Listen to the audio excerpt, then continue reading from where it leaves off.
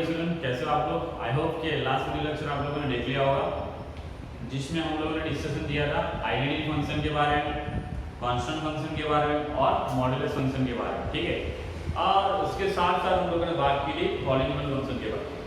Polynomial function में हम लोगों ने लीनियर पॉलीनॉमियल फंक्शन डिस्कशन किया, क्वाड्रेटिक पॉलीनॉमियल डिस्कशन किया है, क्यूबिक पॉलीनॉमियल डिस्कशन किया। ठीक है, उसके बाद हम लोगों ने रैशनल फंक्शन भी डिफाइन किया। कौन सा फंक्शन? Rational function. तो उसका ग्राफ कैसा होता है, किस तरह से फंक्शन होते हैं, वो सारी चीजें डिस्कशन की।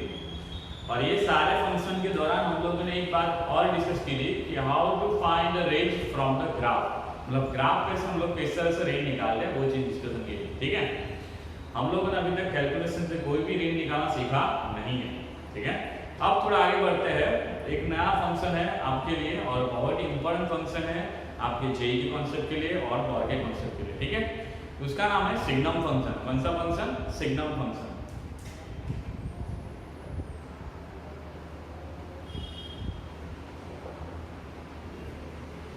तो सिग्नम फंक्शन डिफाइन इस तरह से होता है कि f of x equal to 1 देगा जब x की वैल्यू 0 से बड़ी होगी तब, 0 देगा जब x की वैल्यू 0 होगी तब, और -1 देगा जब x की वैल्यू लेस देन 0 होगी तब। या x इज ग्रेटर देन 0 होगा, मतलब x की वैल्यू पॉजिटिव होगी, 0 से बड़ी होगी तो आपको आंसर में क्या देगा? 1 ही देगा।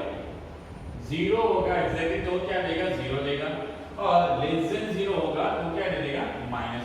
ठीक है, तो ये हमारा सिग्नम फंक्शन का रूल हो गया, वर्किंग रूल होगा। ठीक है, एक्चुअल में किस तरह से वर्क करता है? f of x equal to modulus of x over x या फिर x over modulus of x, इस तरह से वर्क होता है ये सिग्नम फंक्शन एक्चुअल में, राइट। और इसमें थोड़ा सा हम लोग मॉड्यूलस फंक्शन का यूज करें तो मान लो मैं ये ऑपरेशन, ये रूल का यूज करो, यहाँ पे हम लोग इस तरह से भी सॉल्व कर सकते हैं और इस तरह से भी सॉल्व कर सकते हैं, दोनों तरीके से सॉल्व कर सकते हैं, राइट। मान लो मैं ये वाला वर्किंग रूल यूज करके सॉल्व करने की ट्राई करता हूँ, क्या होता है।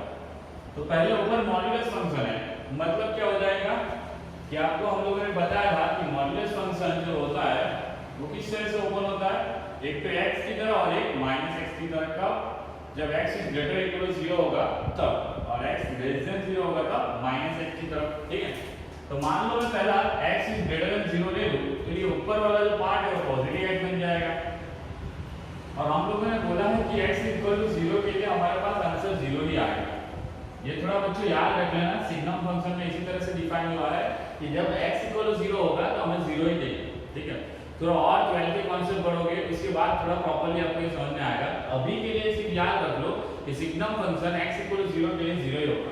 ठीक है, क्योंकि दिमाग में एक बात चलेगी यहाँ पर बच्चों कि x की जगह 0 रखा, नीचे भी 0, 0 by 0, 0 by 0 वो एक्चुअली नॉट डिफाइंड फॉर्म होता है। कौन सा? 0 by 0 actually not defined form होता है, राइट। लेकिन हम लोग यहाँ पे x इक्वल टू 0 के लिए सिग्नम फंक्शन में हम लोग क्या ले लेते हैं? 0 लेते हैं।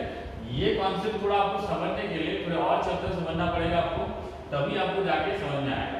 इस बेटर कि अभी के लिए आप याद रख लो कि x इज इक्वल टू 0 के लिए ये क्या हो जाएगा? 0 हो जाएगा। ठीक है, अब बात कर लेते हैं जब x लेस देन 0 होगा। तो बच्चे x लेस देन 0 होगा तो क्या हो जाएगा? मॉड्यूलस फंक्शन किस तरह से ओपन होगा? -x देख लो, और नीचे क्या आ जाएगा? x। अभी x कट गया तो हमारे पास क्या आ जाएगा? 1, और ये x कट गया तो क्या आ जाएगा? -1। तो एक्चुअली में इस तरह से वर्क होता है हमारा सिग्नम फंक्शन। समझ में आ रहा है? अब बच्चों देखो, डोमेन की बात करें इसकी तो यहाँ पे पॉजिटिव वैल्यू भी इंक्लूड हो गई, 0 भी इंक्लूड हो गया और नेगेटिव वैल्यू भी इंक्लूड हो गई। ठीक है, मतलब हमारे लिए डोमेन जो आएगी बच्चों वो क्या हो जाएगी? R ही होगी। ठीक है, क्या हो जाएगी? R। सभी वैल्यू के लिए फंक्शन अपनी यूनिक वैल्यू देगा, राइट। अब बच्चों रेंज की बात करूं तो रेंज क्या होगी? यहाँ पे तो ग्राफ की जरूरत नहीं पड़ेगी, डायरेक्टली बता पाएंगे। ग्राफ हम लोग ड्रॉ करेंगे अभी, लेकिन विदाउट ग्राफ भी हम लोग बोल पाएंगे। देखो आप कुछ भी करो, x is greater than 0, positive value लो तो ये f of x equal to 1, f of x equal to 1 मतलब आपका क्या बन गया? कांस्टेंट फंक्शन की तरह वर्क कर रहा है। कुछ भी वैल्यू डाल दो पॉजिटिव, आपको आंसर क्या देने वाला है? 1 ही देगा। मतलब 1000 डाल लो, 10000 डाल लो, कुछ भी डाल दो, देखो 10000 ऊपर 10000 कट हो जाएगा, 1 हो जाएगा, 5 ऊपर 5 कट हो जाएगा, 1 हो जाएगा। मतलब 1 से 0 से कोई भी बड़ी वैल्यू डाल दो, आपको आंसर क्या आने वाला है, 1 ही आने वाला है। मतलब रेंज में हमारा पहला एलिमेंट क्या हो गया, 1 आ जाएगा। समझ लो, 0 डालोगे तो आपके पास क्या आ जाएगा, 0 आएगा। वैसे ही नेगेटिव वैल्यू कोई भी डाल दो, है ना, तो हमारे पास ऑलवेज आंसर क्या आने वाला है, -1 आने वाला है। तो बच्चों हमारे पास ये फंक्शन की रेंज याद रखना है, सिग्नम फंक्शन की रेंज क्या हो जाएगी, 0 1 0 -1, ये तीन ही एलिमेंट आएंगे, उससे ज्यादा कोई नहीं आएगा। पूरी r हमारे आने वाली नहीं है, पूरा r रियल नंबर हमारा रेंज में नहीं आने वाला, सिर्फ ये तीन ही नंबर आएंगे, 1 0 और -1। ठीक है, कभी कभार जो कॉम्पिटिटिव एग्जाम होती है जैसे कि गुचकेल होता है, ठीक है, और वही आपकी दूसरी एमसेट की एग्जाम होती है, दूसरी बहुत सारी एग्जाम होती है, उसमें कभी कभार डायरेक्टली पूछ लेते हैं कि सिग्नम फंक्शन की रेंज बताइए।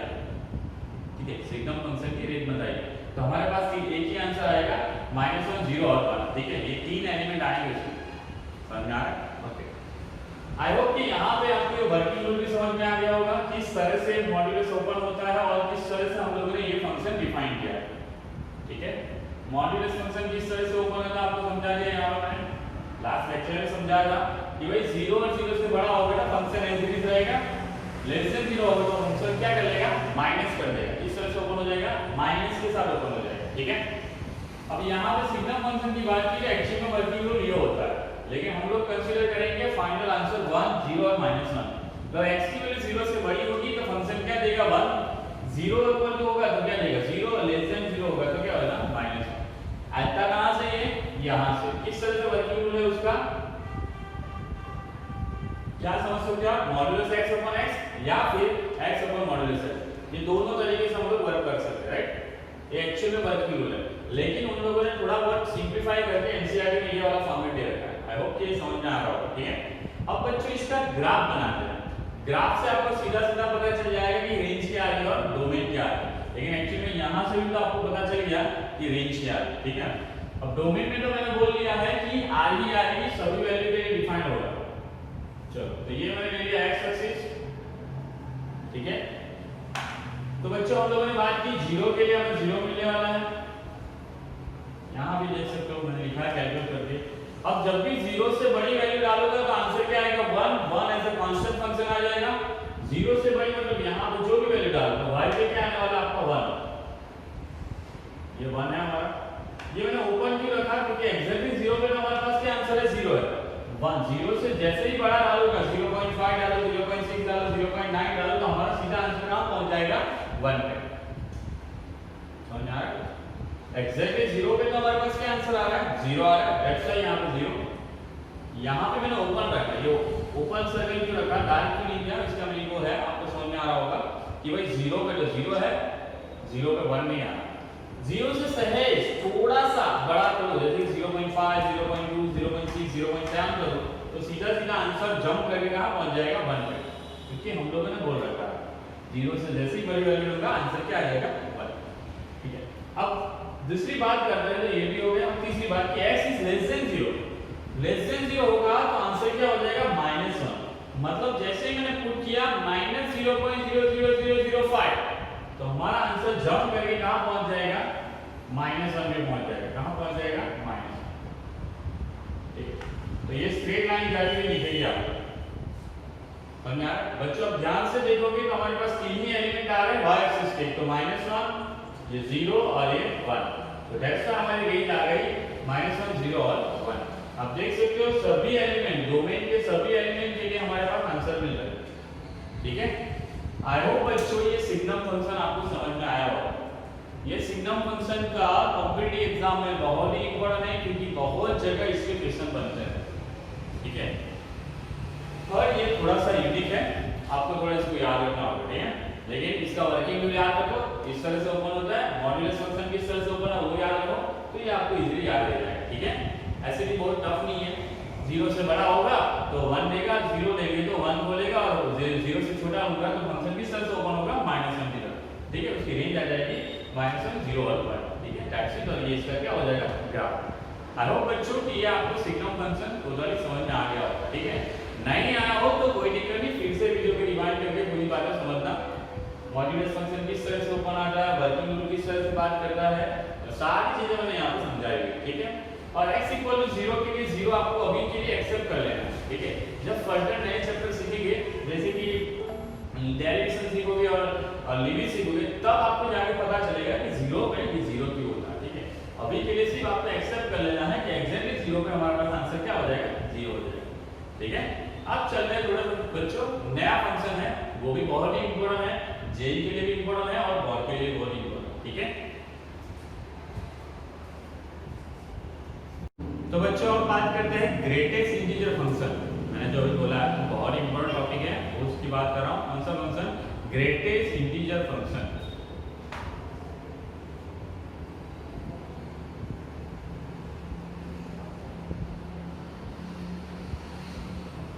कौन सा फंक्शन? ग्रेटेस्ट इंटीजर फंक्शन, ठीक है।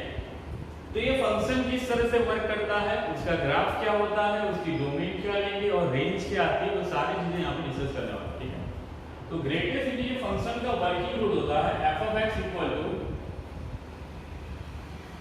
आपके पास एक बॉक्स में स्क्वायर ब्रैकेट में x लिखा होगा, f of x equal to square bracket में x, और ये कौन सी वैल्यू देगा आपको? लेस देन और equal to x where x is integer। क्या देगा? इंटीजर देगा। where x is integer, लेकिन कैसा इंटीजर? लेस देन और इक्वल टू x। बहुत ही सिंपल है, बहुत ही सिंपल, ठीक है। इसका नाम है ग्रेटेस्ट इंटीजर फंक्शन। ग्रेटेस्ट से मतलब आपको थोड़ा दिमाग में समझ में आ रहा होगा कि भाई ज्यादा वैल्यू ले ली थी, ज्यादा वैल्यू, राइट। ग्रेटेस्ट मतलब बड़ा, लेकिन ऐसा नहीं है यहाँ पर। ग्रेटेस्ट इंटीजर फंक्शन का मीनिंग क्या हो जाएगा? लेस देन और इक्वल टू x देगा, लेस देन और इक्वल टू x देगा। जैसे कि मान लो मैं यहाँ पे f of x के अंदर 1.5 पुट कर लो, तो यहाँ पे क्या बोला है? कौन सी वैल्यू देगा? लेस देन और equal to x where x is integer। हमें जो भी आंसर देगा तो आंसर बच्चों क्या हो जाएगा? लेस देन और इक्वल टू x, मतलब जो x है उससे छोटा इंटीजर देगा। क्या देगा? छोटा इंटीजर देगा या फिर इक्वल टू इंटीजर देगा। आप थोड़ा इस तरह से बोल सकते हो कि आंसर इज इंटीजर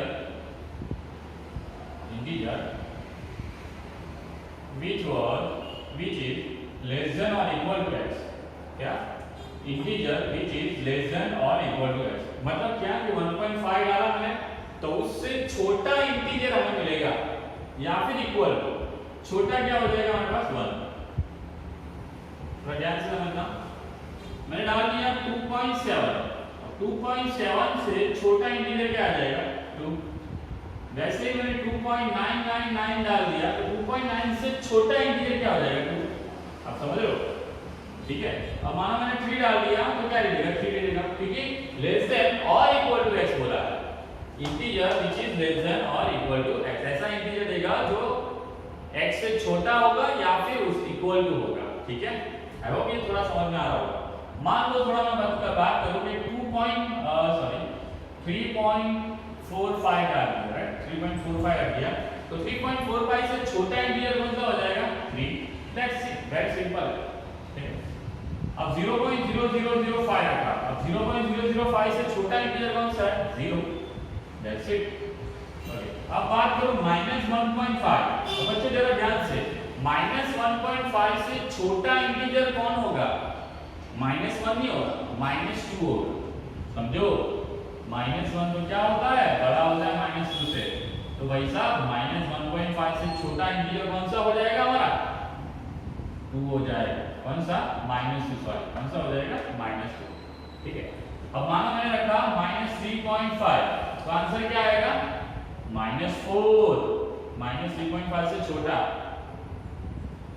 1.9999 रख दिया मैंने, तो उससे छोटा इंटीजर कहाँ आ जाएगा? 1। आई होप बहुत ही इनफ एग्जांपल हो गया मैंने आपको बताया। फिर भी और एक -4.999, अब बताओ इससे छोटा इंटीजर क्या आएगा? -5। क्या आ जाएगा? -5। आई होप बच्चों कि ये ग्रेटेस्ट इंटीजर फंक्शन किस तरह से वर्क करता है आपको समझ में आ रहा है। ठीक है। इसका दूसरा नाम ये है फ्लोर फंक्शन। कौन सा फंक्शन? फ्लोर फंक्शन, क्योंकि वो छोटे इंटीजर वाली वैल्यू देता है। कौन सी वैल्यू? छोटे इंटीजर वाली वैल्यू देता है, दैट्स व्हाई इसको फ्लोर फंक्शन भी बोलते हैं। 1.5 था उससे छोटा 1 दे दिया, 2.7 था उससे छोटा 2 दे दिया, 2.999 था उसके नियर इक्वल टू 3 होना चाहिए था, राइट, लेकिन उससे छोटा इंटीजर है इसका देगा 2। 3 था तो एक्चुअली 3 दे दिया। मान लो एक्चुअली की -5 रखा तो क्या देगा? -5 ही देगा। -4.99 तो -5, -1.99 तो 1, 3.45 तो 3, 0.005 मतलब क्या देगा? 0। अब मान लो मैंने लिखा -0.005 तो उससे छोटा इंटीजर कौन होगा? -1। क्या हो जाएगा? -1। आई होप बच्चों कि ये आपको समझ में आया होगा। और इसकी डोमेन की बात करें तो डोमेन बच्चों क्या हो जाएगा? R ही बनेगा। क्या मिल जाएगा? R। अब देख लो मैं कोई भी वैल्यू डाल रहा हूं, कोई भी, सभी के लिए आंसर मिल रहा है, ठीक है। अब बच्चों उसकी रेंज क्या हो जाएगी? आप एग्जांपल से एग्जांपल को ध्यान में लेते हुए बता सकते हो रेंज क्या होगी। हम देखें तो ये आंसर आया 1 2 2 3 -5 -1 4 -2 0 1 3 1। तो सभी आपके क्या आ रहे हैं आंसर में? इंटीजर आ रहे हैं। रेंज क्या हो जाएगी आपकी? Z। क्या हो जाएगी बच्चों?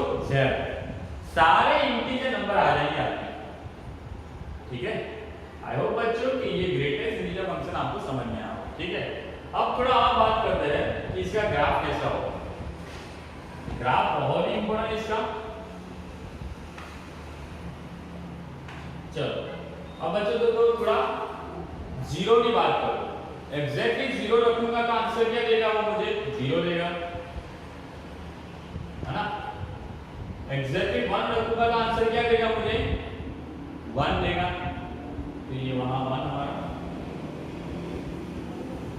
अब बच्चों देखो 0 से थोड़ा बड़ा वैल्यू लूंगा, जैसे कि 0.5 रखा जो आंसर क्या देगा? उससे छोटा इंटीजर मतलब 0।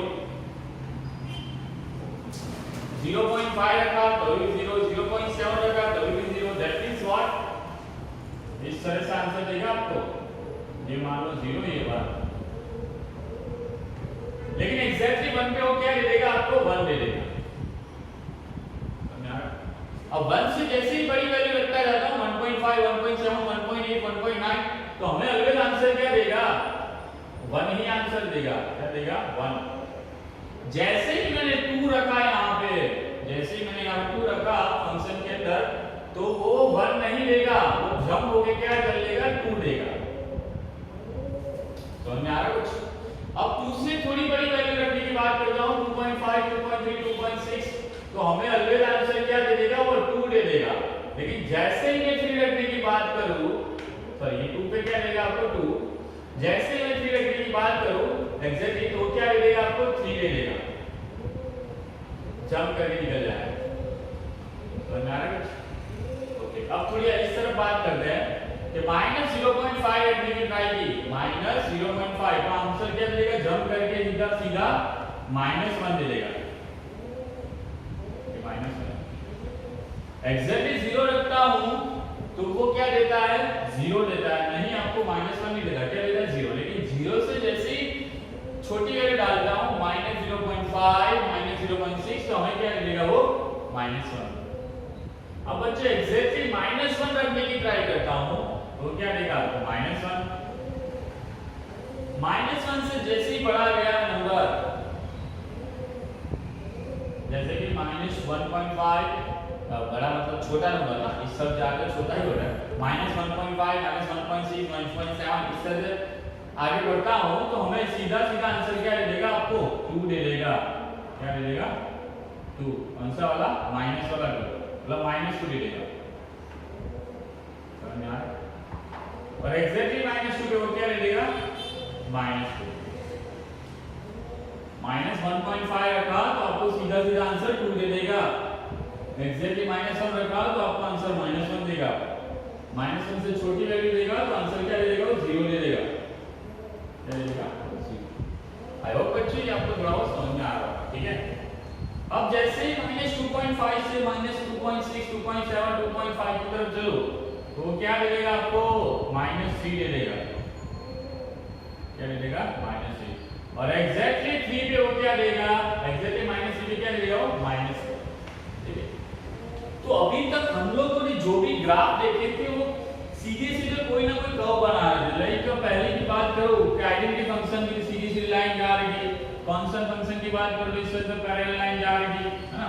फिर हम लोगों ने पॉलीगॉन फंक्शन की बात की तो पैराबोला शेप बना रहा है, क्यूबिक फंक्शन की बात करो तो ऐसे शेप बना रहा है।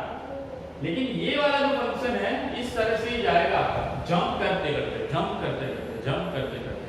और आप देख लो सभी वो इंटीजर ही कवर कर रहा है। देख लो ये आ गया -3 -2, इन दोनों के बीच में कोई भी वैल्यू कवर नहीं कर रहा। -1 कवर हो गया, -1 और -2 के बीच में कोई भी वैल्यू कवर हो रही नहीं है रेंज की। वैसे ही ये 0 कवर हो गया और 0 और -1 के बीच में कोई वैल्यू कवर कर रहा नहीं है। आई होप बच्चों की ग्राफ से आपको पता चल रहा होगा कि फंक्शन की जो रेंज आएगी वो आपकी क्या आएगी, z आएगी। z मतलब क्या हो जाएगा, इंटीजर आएगा। ठीक है, ओके। आई होप बच्चों की ये ग्रेटेस्ट इंटीजर फंक्शन आपको बहुत ही सही तरीके से समझ में आ गया होगा। फिर से एक बता देता हूं कि डेफिनेशन क्या होती है। इस तरह से स्क्वायर ब्रैकेट में आपको x लिखा होगा और इसकी वैल्यू क्या होगी, integer which is less than or equal to x। क्या होगा, which is less than or equal to x। Okay, मैंने यहाँ पे लिखा where x is an integer, वो थोड़ी गलत बात है। x कुछ भी हो सकता है ना, x कुछ भी हो सकता है, देखो मैंने कुछ भी रखा है। तो क्या देगा answer, integer which is less than or equal to x देगा। क्या देगा, less than or equal to x। हम लोगों ने बोला कि डोमेन क्या होगी इसकी, r होगी। ठीक है, रेंज क्या आ जाएगी उसकी, z आ जाएगी। याद रखना जब भी कोई क्वेश्चन दे रखा हो और उसमें आपको इस तरह से फंक्शन देखने को मिले और आपको मेंशन किया होगा क्वेश्चन में ही कि square bracket x is the greatest integer function, तभी आपको उसको ग्रेटेस्ट इंटीजर फंक्शन की तरह फॉर्म में ट्रीट करना है। ठीक है, क्योंकि ये तो स्क्वायर ब्रैकेट भी हम लोग समझ सकते हैं, लेकिन जब भी आपको ग्रेटेस्ट इंटीजर फंक्शन इस तरह से दे रखा होगा तो क्वेश्चन में ऑलवेज मेंशन किया होगा this is your greatest integer function. ठीक है, तो take care of it. Okay, I hope बच्चों कि यहां पे आपको पूरी बात समझ में आ गई होगी। यहां पे मैंने लिखा था x इज अ इंटीजर, वो थोड़ी गलत बात थी, मैंने रफ कर दिया है। क्या याद रखना है कि x कुछ भी हो सकता है क्योंकि r मैंने बोला, और आंसर क्या देगा, इंटीजर which is, इंटीजर देगा which is less than or equal to x। जो भी x है उससे छोटा या फिर इक्वल टू x देगा। ठीक है, आई होप बच्चों कि यहाँ पे ग्राफ और किस तरह से आंसर देता है वो सारी बात समझ में आ गई है। ठीक है, तो बच्चों इस वीडियो लेक्चर में हम लोगों ने 2 फंक्शन को कवर किया हुआ है। बाकी के जो रिमेनिंग फंक्शन है वो हम लोग नेक्स्ट वीडियो लेक्चर में कवर कर लेंगे। ये दोनों फंक्शन को अपने दिमाग में सही से बिठा लेना क्योंकि आपको बहुत यूज आने वाला है। ठीक है, मिलते हैं नेक्स्ट वीडियो लेक्चर में। Thank you very much.